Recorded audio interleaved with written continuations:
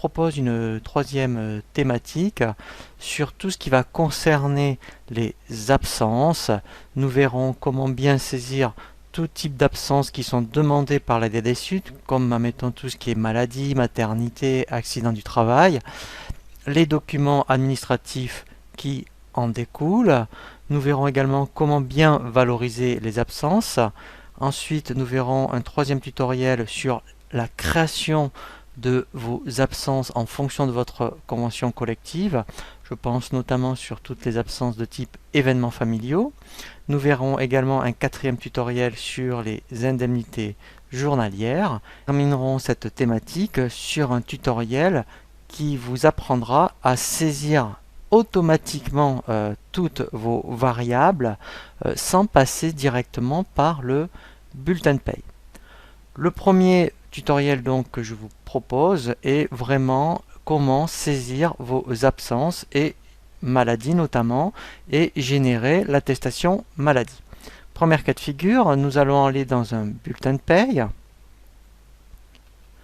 et nous allons voir comment activer les absences qui sont déjà prédéfinies par EBP, puisque tout ce qui est, je dirais, demandé aujourd'hui par la DADSU en termes d'absence est déjà prévu par EBP. Donc pour cela, si par exemple nous allons faire une absence maladie non professionnelle, il faudra absolument passer par l'onglet saisie des congés. Ici, nous allons dans un premier temps indiquer ici les dates d'absence. Donc là, je veux dire que ce salarié est absent du 20 janvier par exemple au 22 janvier. Donc là, je suis sur une période de janvier, hein. C'est pas grave, hein. C'est comme si on était au mois de novembre, il n'y a pas de souci. Vous pouvez indiquer ici, ça peut être aussi des demi-journées. Ça aurait pu être du matin au matin, après-midi après-midi. Et là, très important, c'est ici que vous allez indiquer le type d'absence. Donc ici, EBP a prévu vraiment toutes les absences qui sont obligatoires au niveau de la DDSU. Donc là, je vais prendre... Alors, il faudra absolument, par rapport aux absences que vous voyez dans la liste, passer par ce système pour que dans la DDSU, ça soit bien prise. Parce que si vous ne le faites pas, que par exemple vous intégrez que les rubriques de paye, eh bien, donc dans votre bulletin de paye, il y aura les absences, mais par rapport à la DADSU, au niveau des événements salariés, eh bien, ça ne sera pas pris en compte. Donc, c'est obligatoire aujourd'hui de passer par ce petit module pour la saisie des absences.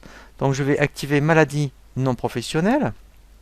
Voilà. Une fois donc que j'ai indiqué le motif maladie non professionnelle, je fais ajouter. Voilà. Et là, vous voyez automatiquement, il a bien ici pris en compte les jours d'absence. Donc là, c'est des heures d'absence. Donc là, il a fait 3 jours à 7 heures par jour.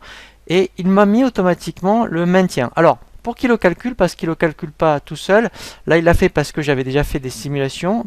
Il faudra absolument saisir, alors, vous voyez, une variable, si je vous explique la rubrique maintien par rapport à la maladie. Vous voyez, il y a une variable qui s'appelle taux maintien maladie. Il faut absolument que dans les saisies des variables, c'est pour ça que je l'avais déjà fait. Donc ici, si vous mettez taux par exemple,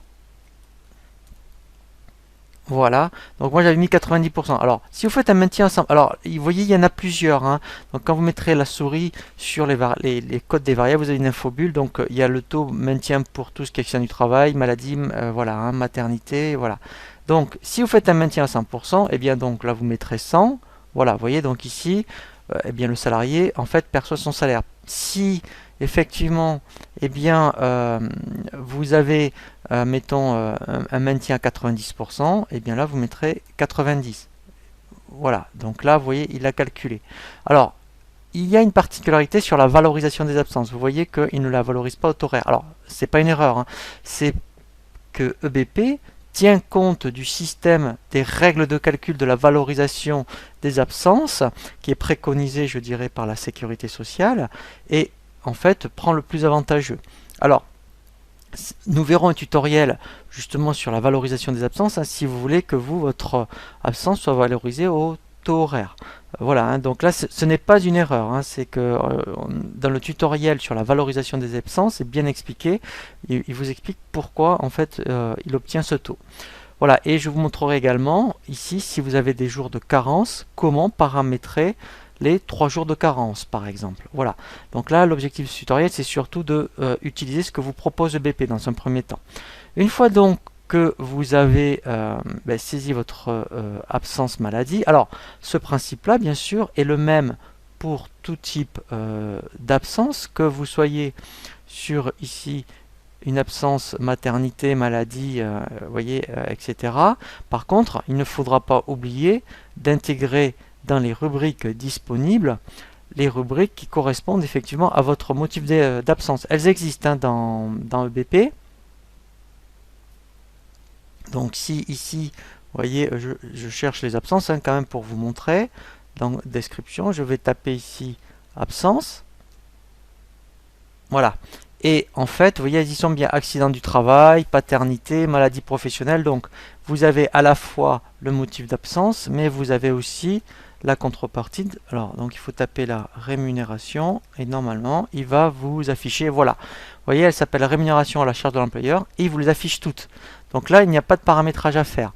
Il faudra peut-être juste modifier le paramétrage pour la valorisation. Donc après, effectivement, quand je vais faire un aperçu de mon bulletin, donc là, on va bien voir que l'attestation, l'absence maladie est bien prise en compte dans le bulletin de paye avec les dates d'absence. Donc ça, c'est vraiment intéressant. Là, si je mets un peu plus grand, voilà. Voilà, vous voyez ici, vous avez bien les absences avec les dates. Voilà, donc ça, c'est vraiment très très bien. Donc là, par rapport à la maladie, il ne reste plus qu'à établir après l'attestation maladie. Donc pour ça, en fait, il faut créer ce qu'on appelle, vous voyez ici, un document administratif. Voilà. Donc là, je vais me laisser vraiment guider par l'assistant. Je fais suivant. Ici, je vais choisir mon modèle de document. Donc dans l'onglet ici, salarié. Voilà, je vais prendre attestation de salaire, maladie. Je fais sélectionner. Donc là, il me sélectionne bien le salarié. Je fais suivant. Donc là, il me recalcule automatiquement. Voilà, donc là, en fait, c'est normal, puisque pour les salaires de référence, là, je suis sur un salaire de janvier, il n'y a pas les 3 mois de salaire de référence. Voilà, donc là, c'est pour ça qu'il ne les a pas prises. Mais sinon, vous verrez que quand on va afficher l'attestation, il va afficher les 3 derniers mois. Vous pouvez demander également la subrogation. Voilà. Et là, vous voyez, j'aurais eu la liste des bulletins de salaire. Hein, c'est pour ça que là, je ne l'ai pas. Vous faites suivant. Alors, ici, effectivement, il faut que j'indique le type d'absence. Voilà, ça sera maladie. Donc là, c'était au mois de janvier.